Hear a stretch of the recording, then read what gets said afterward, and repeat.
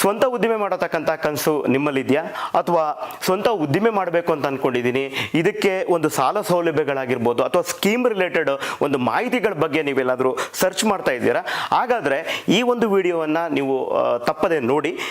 ಈ ಒಂದು ವಿಡಿಯೋದಲ್ಲಿ ಆ ಸಂಪೂರ್ಣವಾದ ಅಂದರೆ ಉದ್ದಿಮೆ ಬೇಕಾಗಿರತಕ್ಕಂಥ ಅಂದರೆ ಉದ್ಯಮಕ್ಕೆ ಬೇಕಾಗಿರತಕ್ಕಂಥ ಒಂದು ಸಂಪೂರ್ಣವಾದ ಒಂದು ಮಾಹಿತಿಯನ್ನು ನಾನು ಈ ಒಂದು ವಿಡಿಯೋದಲ್ಲಿ ನಾನು ನೀಡ್ತಾ ಇದ್ದೀನಿ.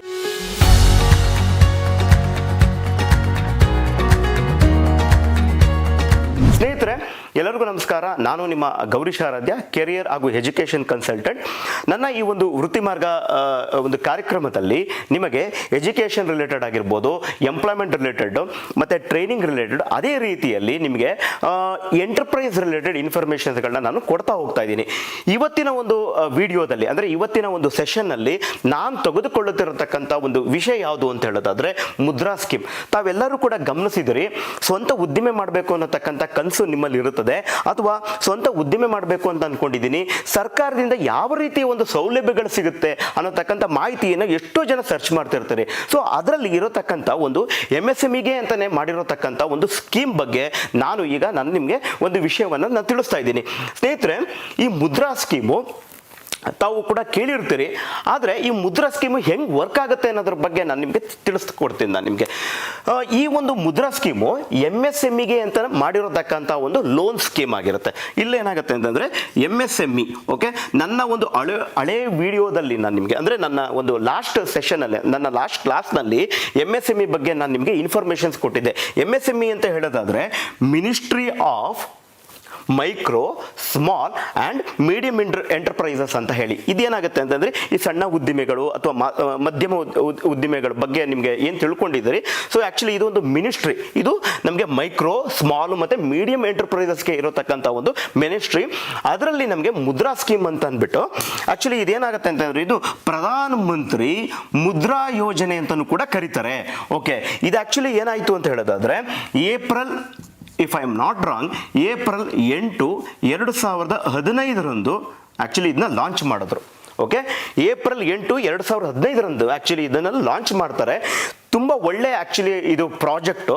ಇಲ್ಲಿ ಏನಾಗುತ್ತೆ, ಈ ಒಂದು ಪ್ರಧಾನ ಮಂತ್ರಿ ಮುದ್ರಾ ಸ್ಕೀಮ್ಗಳಲ್ಲಿ ನಿಮಗೆ 3 ಥರ ಒಂದು ಸೆಗ್ಮೆಂಟ್ಗಳನ್ನ ಮಾಡಿದ್ದಾರೆ. ಓಕೆ, ಒಂದು ಫಸ್ಟ್ ಯಾವುದು ಅಂತ ಹೇಳಿದ್ರೆ ಶಿಶು ಅಂತ ಹೇಳಿ, ಶಿಶು ಅಂತ ಇದೆ. ಸೊ ಎರಡನೇದು ಬಂದ್ಬಿಟ್ಟು ನಿಮಗೆ ಕಿಶೋರ್ ಅಂತ ಬರುತ್ತೆ. ಮತ್ತು ಥರ್ಡ್ ಒನ್ ಯಾವುದು ಅಂತ ಹೇಳಿದ್ರೆ ತರುಣ್. ಓಕೆ, ಸೊ ಇಲ್ಲೇನಾಗುತ್ತೆ, ಶಿಶು ಅಂತ ಬರುತ್ತೆ, ಇನ್ನೊಂದು ಕಿಶೋರ ಅಂತ ಬರುತ್ತೆ, ಇನ್ನೊಂದು ತರುಣ್. ಓಕೆ, 3 ರೀತಿಯ ಒಂದು ಸೆಗ್ಮೆಂಟ್ಗಳನ್ನ ಮಾಡಿದ್ದಾರೆ. ಶಿಶು ಅಂತ ಹೇಳಿದ್ರೆ ಏನು ಅಂತ ಹೇಳೋದಾದ್ರೆ ನೇಮೇ ಹೇಳುತ್ತೆ ಶಿಶು ಅಂತ ಅಂದ್ಬಿಟ್ಟು. ಇಲ್ಲಿ ನಿಮಗೆ 50,000 ರೂಪಾಯಿವರೆಗೆ ನಿಮಗೆ ಲೋನು ಸ್ಯಾಂಕ್ಷನ್ ಆಗುತ್ತೆ.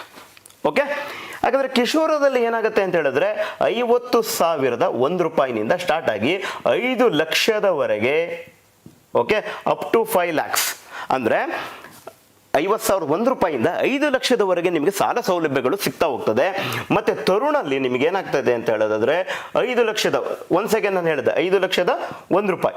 ಓಕೆ, ಇಲ್ಲಿಂದ ನಿಮಗೆ 10 ಲಕ್ಷದವರೆಗೆ 10 lakhs, up to 10 lakhs, okay, ನಿಮಗೆ ಒಂದು ಮ್ಯಾಕ್ಸಿಮಮ್ ಲೋನ್ ಫೆಸಿಲಿಟಿ ಸಿಗ್ತಾ ಹೋಗ್ತದೆ ಸ್ನೇಹಿತರೆ. ಆ್ಯಕ್ಚುಲಿ ನಾನು ನಿಮಗೆ ಮೊದಲೇ ತಿಳಿಸಿದಾಗೆ, ಓಕೆ, 50,000 ಆ್ಯಕ್ಚುಲಿ ಏನಾಗುತ್ತೆ ಅಂದರೆ ಅದು ಒಂದು ಮಿನಿಮಮ್ ಸಿಗುವಂಥದ್ದು ಅದರಲ್ಲಿ ಶಿಶುವಲ್ಲಿ. ಬಟ್ ನೀವು ತರುಣ್ಗೆಲ್ಲ ಹೋಗ್ತೀನಿ ಅಂತ ಹೇಳಿದ್ರೆ 10 ಲಕ್ಷದವರೆಗೆ ನಿಮಗೆ ಸಾಲ ಸೌಲಭ್ಯಗಳು ನಿಮಗೆ ಸಿಗ್ತಾ ಹೋಗ್ತದೆ. ಆದರೆ ಇದೇ ಸುಮ್ಮನೆ ಕೊಟ್ಬಿಡ್ತಾರ, ಬಟ್ ಆ್ಯಕ್ಚುಲಿ ಇದಕ್ಕೆ ಅದರದೇ ಆದಂಥ ಕ್ರೈಟೀರಿಯಾಸ್ಗಳು ಇರ್ತವೆ.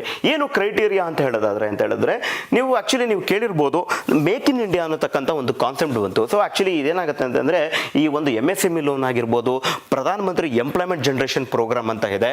ಸೊ ಅದಾಗಿರ್ಬೋದು, ಇತ್ತೀಚೆಗೆ ಬಂದಂತಹ ಒಂದು PM ವಿಶ್ವಕರ್ಮ ಅಂತ ನೀವು ಕೇಳಿರ್ತೀರಿ. PM ವಿಶ್ವಕರ್ಮ ಲೋನ್ ಕೂಡ ನಿಮಗೆ MSME ಇಂದನೇ ಅಪ್ರೂವ್ ಆಗುವಂಥದ್ದು. ಸೊ ಇವೆಲ್ಲ ಮಾಡಿರತಕ್ಕಂಥದ್ದು ಏನು ಅಂತ ಹೇಳಿದ್ರೆ ಉದ್ದಿಮೆಗಳನ್ನು ಯಾರು ಮಾಡ್ತಾರೆ ಅವ್ರಿಗೆ ಉತ್ತೇಜನ ಮಾಡೋಕ್ಕೋಸ್ಕರ ಈ ಒಂದು ಕಾರ್ಯಕ್ರಮವನ್ನು ಮಾಡಿದ್ದಾರೆ. ಇಲ್ಲಿ ಏನಾಗ್ತದೆ ಅಂತ ಹೇಳಿದ್ರೆ ಅಂದರೆ ಮುದ್ರಾ ಯೋಜನೆ ಅಂತ ತಗೊಂಡಾಗ ನಿಮಗೆ ಇಲ್ಲಿ 50,000ದಿಂದ ನಿಮಗೆ 10 ಲಕ್ಷ ಮ್ಯಾಕ್ಸಿಮಮ್ ಬೆನಿಫಿಟ್ ನಿಮ್ಗೆ ಸಿಗ್ತಾ ಹೋಗುತ್ತೆ. ಮತ್ತು ಆ್ಯಕ್ಚುಲಿ ಇದರ ಇನ್ನೂ ಒಂದು ಬೆನಿಫಿಟ್ ಹೇಗೆ ಅಂತ ಹೇಳೋದಾದರೆ ಇಲ್ಲಿ ಈ ಒಂದು ಸ್ಕೀಮಿನ ಆ್ಯಕ್ಚುಲಿ ಕೇಳ್ತಾರೆ ಇದರಿಂದ ನಿಮಗೆ ಯಾವ ಥರದಲ್ಲಿ ಲೈಕ್ ಏನಂತ ಇದರ ಒಂದು ಬೆನಿಫಿಟ್ ಏನು ಸರ್ ಬೇರೆ ಥರದಲ್ಲಿ ಅಂತ ಹೇಳೋದಾದರೆ ನಿಮಗೆ ಇದು ನಾನ್ ಕೊಲ್ಯಾಟ್ರಲ್ ಲೋನ್ ಅಂದರೆ ನಿಮ್ಗೆ ಯಾವುದೇ ರೀತಿಯ ಶ್ಯೂರಿಟಿಗಳಿಲ್ಲ. ಅಂದರೆ ನೀವು ಶ್ಯೂರಿಟಿ ಕೊಡಬೇಕು, ನಥಿಂಗ್. ಓಕೆ, ಅದು ಶಿಶು ಆಗಿರ್ಬೋದು ಅಥವಾ ನೀವು 10 ಲಕ್ಷ ತಗೊಳ್ಳತಕ್ಕಂಥ ಒಂದು ತರುಣ ಆಗಿರ್ಬೋದು.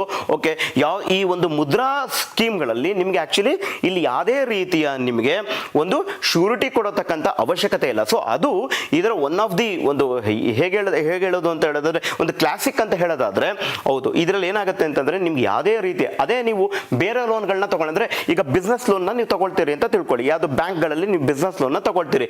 ಬಟ್ ನೀವು ಬಿಸ್ನೆಸ್ ಲೋನ್ನ ತಗೊಳಕ್ ಹೋಯ್ತು ಅಂತ ಹೇಳಿದ್ರೆ ಡೆಫಿನೆಟ್ ಅವ್ರು ಏನ್ ಮಾಡ್ತಾರೆ ಅಂತ ಹೇಳಿದ್ರೆ ನೀವು ಅಡಮಾನಗಳನ್ನ ನೀವು ಇಡಬೇಕಾಗತ್ತೆ.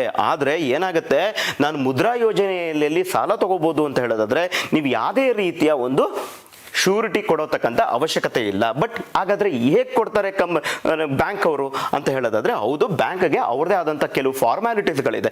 ಏನಾಗ್ತದೆ ಅಂತ ಹೇಳಿದ್ರೆ ಮತ್ತೆ ಇನ್ನೊಂದು ನೀವು ಸಿಬಿಲ್ ಸ್ಕೋರ್ ಅಂತ ಕೇಳಿರ್ತೀರಿ. ನಾರ್ಮಲ್ ಆಗಿ ಏನಾಗುತ್ತೆ ಅಂತ ಹೇಳಿದ್ರೆ ಮುದ್ರಾ ಯೋಜನೆಗೆ ಸಿಬಿಲ್ ಸ್ಕೋರ್ಗಳನ್ನ ಕನ್ಸಿಡರ್ ಮಾಡಬಾರ್ದು ಅಂತ ಇದೆ. ಆದರೂ ಕೂಡ ಚೆಕ್ ಮಾಡ್ತಾರೆ ಬಿಕಾಸ್ ಕಾರಣ ಏನು ಅಂತ ಹೇಳೋದಾದ್ರೆ ಇನ್ ಕೇಸ್ ಲೋನ್ ತಗೊಳ್ಳತಕ್ಕಂಥ ವ್ಯಕ್ತಿಗಳು ಯಾರಿರ್ತಾರೆ ಅವ್ರಿಗೆ ಡಿಫಾಲ್ಟ್ಗಳು ಆಗಿದ್ರೆ ಅವ್ರಿಗೆ ತುಂಬ ಪ್ರಾಬ್ಲಮ್ ಆಗ್ತದೆ. ಆ್ಯಕ್ಚುಲಿ ಮುದ್ರಾ ಯೋಜನೆ ತುಂಬ ಚೆನ್ನಾಗಿದೆ. ಇದು ಪ್ರಾಬ್ಲಮ್ ಏನು ಅಂತ ಹೇಳೋದಾದ್ರೆ ಸಾಲ ತಗೊಂಡಂತಕ್ಕಂಥ ಯಾರು ಅಪ್ಲಿಕೆಂಟ್ಸ್ಗಳಿರ್ತಾರೆ ಅವರು ರೀಪೇಮೆಂಟ್ ಮಾಡೋದ್ರಲ್ಲಿ ತುಂಬ ಇಶ್ಯೂಗಳನ್ನ ಮಾಡ್ತಾ ಹೋಗ್ತಾರೆ. ಏನಾಗುತ್ತೆ ಅಂತಂದರೆ ಒಂದು ನಿಮಗೆ ಪ್ರತಿ ತಿಂಗಳು ಆ EMI ಅಂತ ಏನು ಬರ್ತದೆ ಅಂದರೆ ಕಂತು ಕಟ್ಟುಕೊಳ್ಳುವಂಥದ್ದು ಏನಿರುತ್ತೆ ಅದನ್ನು ಸಾಲ ತಗೊಂಡಿರತಕ್ಕಂಥ ವ್ಯಕ್ತಿಗಳು ಯಾರಿರ್ತಾರೆ ರೀಪೇಮೆಂಟ್ಗಳು ಮಾಡೋದ್ರಲ್ಲಿ ತುಂಬ ತೊಂದರೆಗಳನ್ನ ಮಾಡ್ತಾರೆ. ಸೊ ನೀವು ಕರೆಕ್ಟಾಗಿ ರೀಪೇಮೆಂಟ್ ಮಾಡೋದಾದ್ರೆ ಇದು ಕೂಡ ನಿಮಗೆ ಒಳ್ಳೆ ಸ್ಕೀಮು. ಅಂಡ್ ಆಕ್ಚುಲಿ ಇಲ್ಲೇನಾಗುತ್ತೆ ರೀಪೇಮೆಂಟ್ ಅಂದರೆ ಮರುಪಾವತಿ ಮಾಡುವಂಥದ್ದು. ಇಲ್ಲೇನಾಗುತ್ತೆ ರೀಪೇಮೆಂಟ್ ಅಂತ ಹೇಳೋದಾದ್ರೆ ಏನಾಗಾದ್ರೆ ಅರ್ಥ ರೀಪೇಮೆಂಟ್ ಅಂತ ಹೇಳಿದ್ರೆ ನೀವು ಇವಾಗ ನೀವು ತಗೊಂಡಂಥ ಸಾಲಗಳನ್ನು ಹಾಗೆ ಇಟ್ಕೊಳ್ಳೋಕ್ಕಾಗಲ್ಲ, ಅವ್ರಿಗೆ ತೀರಿಸ್ಬೇಕಲ್ವಾ. ಸೊ ಹಾಗಾದ್ರೆ ಇದು ಹೇಗೆ ರೀಪೇಮೆಂಟ್ ಮಾಡ್ತಾರೆ ಅಂತ ಹೇಳೋದಾದ್ರೆ ಇದು ಆಕ್ಚುಲಿ ಇದಕ್ಕೇನಾದರೂ ಪರ್ಟಿಕ್ಯುಲರ್ ಗೈಡ್ಲೈನ್ಸ್ ಇದೆಯಾ ಅಂತಂದರೆ ಈ ಗೈಡ್ಲೈನ್ಸ್ಗಳನ್ನ ಯಾರು ಮಾಡಿದ್ದಾರೆ ಅಂತಂದರೆ RBI ರಿಸರ್ವ್ ಬ್ಯಾಂಕ್ ಆಫ್ ಇಂಡಿಯಾದವರು ಪ್ರತಿ ಬ್ಯಾಂಕ್ಗಳು ನೋಡಿ ಯಾವುದೇ ಬ್ಯಾಂಕ್ಗಳಾಗಿರ್ಬೋದು ಅದೆಲ್ಲ ಹೆಂಗೆ ನಡೆಯುತ್ತೆ ಅಂತ ಹೇಳೋದಾದರೆ ರಿಸರ್ವ್ ಬ್ಯಾಂಕ್ ಆಫ್ ಇಂಡಿಯಾ ಅಂತ ನಾವೇನು ಹೇಳಿದ್ದೀವಿ. ಓಕೆ, ರಿಸರ್ವ್ ಬ್ಯಾಂಕ್ ಆಫ್ ಇಂಡಿಯಾದ ನಾರ್ಮ್ಸ್ಗಳಿದೆ, ಅವ್ರದ್ದು ರೆಗ್ಯುಲೇಷನ್ಸ್ಗಳಿರುತ್ತೆ, ಅದೇ ರೀತಿಯಲ್ಲಿ ಅವರು ವರ್ಕ್ ಮಾಡಬೇಕು. ಸೊ ಇಲ್ಲೇನಾಗುತ್ತೆ ರೀಪೇಮೆಂಟ್ ಎಲ್ಲ ಬಂದ್ಬಿಟ್ಟು ಫಿಕ್ಸ್ಡ್ ಆಗಿಲ್ಲ. ಓಕೆ, ಬ್ಯಾಂಕ್ಗಳು ಲೈಕ್ ಏನಾಗುತ್ತೆ ಅಂದರೆ ಡಿಪೆಂಡಿಂಗ್ ಅಪಾನ್ ಆ ಬ್ಯಾಂಕ್ಗಳು ಏನು ಮಾಡ್ತಾರೆ ಅಂತ ಹೇಳೋದಾದ್ರೆ 1 ವರ್ಷದಿಂದ ಮ್ಯಾಕ್ಸಿಮಮ್ 7 ಇಯರ್ಸ್ 7 ವರ್ಷಗಳ ಅವರು ಆ ಒಂದು ನಡುವೆ ಓಕೆ ಇವ್ರು ಏನು ಮಾಡಿದ್ದಾರೆ ರೀಪೇಮೆಂಟ್ ಬಂದ್ಬಿಟ್ಟು 1 to 7 ಇಯರ್ಸ್ ಅಂತ ಕೊಟ್ಟಿದ್ದಾರೆ.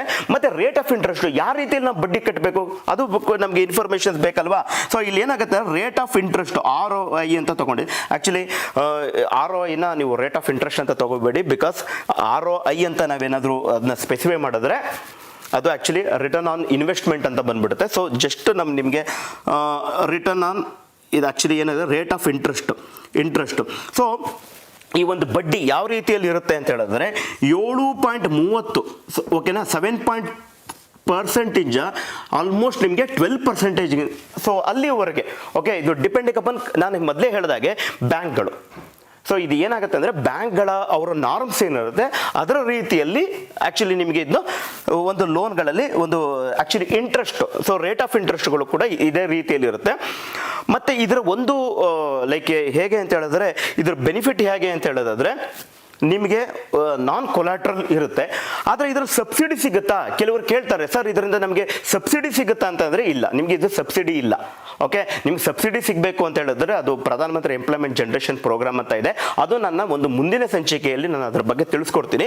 ಇದು ನಿಮಗೆ ಪ್ರಧಾನಮಂತ್ರಿ ಮುದ್ರಾ ಸ್ಕೀಮಲ್ಲಿ ಇರುವಂಥದ್ದು. ಸೊ ಕೆಲವ್ರಿಗೆ ಗೊತ್ತಿರಲ್ಲ, ಯಾಕೆ ಅಂತಂದರೆ ಈ ಮೂರು ಆ್ಯಕ್ಚುಲಿ ಯಾವ್ಯಾವ ಸೆಗ್ಮೆಂಟ್ಗಳಲ್ಲಿ ತಗೋಬೇಕು ಅಂತ ಅಂದ್ಬಿಟ್ಟು ಇದು ನೀವು ಹೊಸದಾಗಿ ತಗೊಳ್ತಾ ಇದ್ರೆ ಅಂದರೆ ಉದ್ದಿಮೆಯನ್ನು ಸ್ಟಾರ್ಟ್ ಮಾಡ್ತಾ ಇದ್ದೀರಿ ಅಂತ ಹೇಳಿದ್ರೆ ಶಿಶು ನೀವೇನಾಗ್ತದೆ ಅಂತಂದ್ರೆ ಅಂಡರ್ ಶಿಶು ಸೊ ಈ ಒಂದು ಸೆಗ್ಮೆಂಟಲ್ಲಿ ಬರ್ತೀರಿ. ಈ ಕಿಶೋರ್ ಮತ್ತು ತರುಣ ಇದೇನಾಗುತ್ತೆ ಅಂತ ಹೇಳಿದ್ರೆ ಆಲ್ರೆಡಿ ನನ್ನ ಒಂದು ಬಿಸ್ನೆಸ್ ಇದೆ.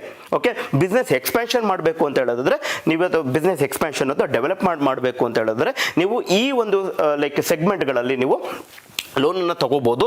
ಸೊ ಇದು ಈ ಒಂದು ಲೈಕ್ ಮುದ್ರಾ ಸ್ಕೀಮಿನ ಒಂದು ಇನ್ಫಾರ್ಮೇಷನ್ಸು. ಮತ್ತು ನಂತರದಲ್ಲಿ ನಾನು ರೀಪೇಮೆಂಟ್ ಬಗ್ಗೆನೂ ಹೇಳಿದ್ದೀನಿ, ರೇಟ್ ಆಫ್ ಇಂಟ್ರೆಸ್ಟ್ ಬಗ್ಗೆನೂ ಹೇಳಿದ್ದೀನಿ.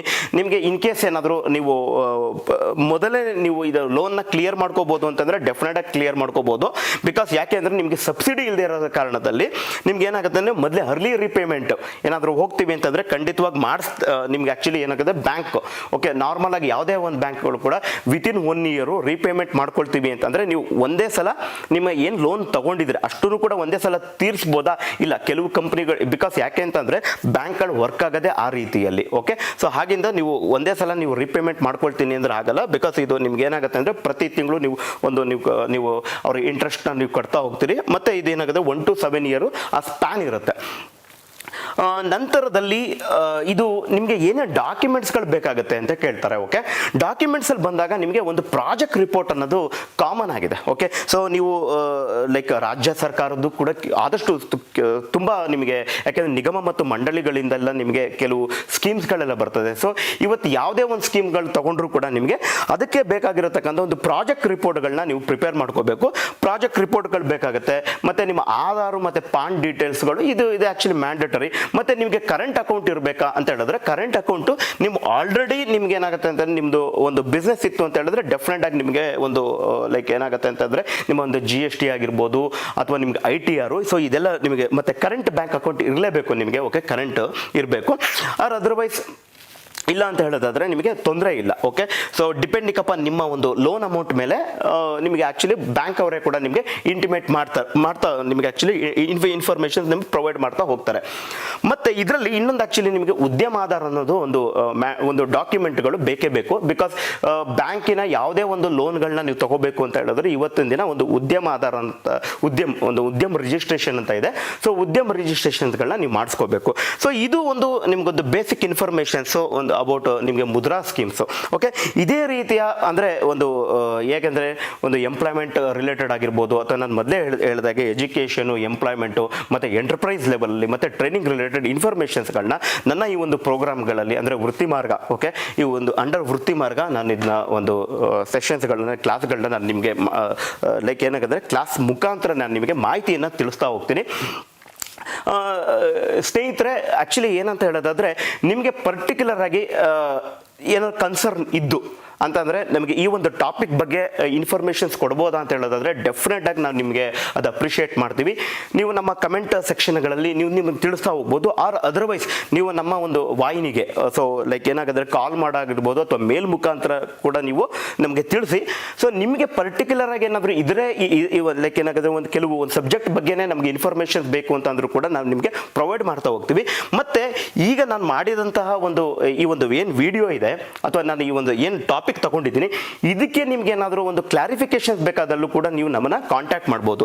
ಸ್ನೇಹಿತರೆ, ಇಷ್ಟು ಒಂದು ಅಂದರೆ ಇದರ ಒಂದು ಬಗ್ಗೆ ತಿಳಿಸಿ ನನ್ನ ಈ ಒಂದು ಲೈಕ್ ಕ್ಲಾಸನ್ನು ನಾನು ಇಲ್ಲಿಗೆ ಕನ್ಕ್ಲೂಡ್ ಮಾಡ್ತಾ ಇದ್ದೀನಿ. ವೀಕ್ಷಣೆ ಮಾಡಿರ್ತಕ್ಕಂಥ ಎಲ್ಲರಿಗೂ ಕೂಡ ಧನ್ಯವಾದಗಳು. Thank you very much. ಎಲ್ಲರಿಗೂ ಕೂಡ ಒಳ್ಳೆಯದಾಗಲಿ.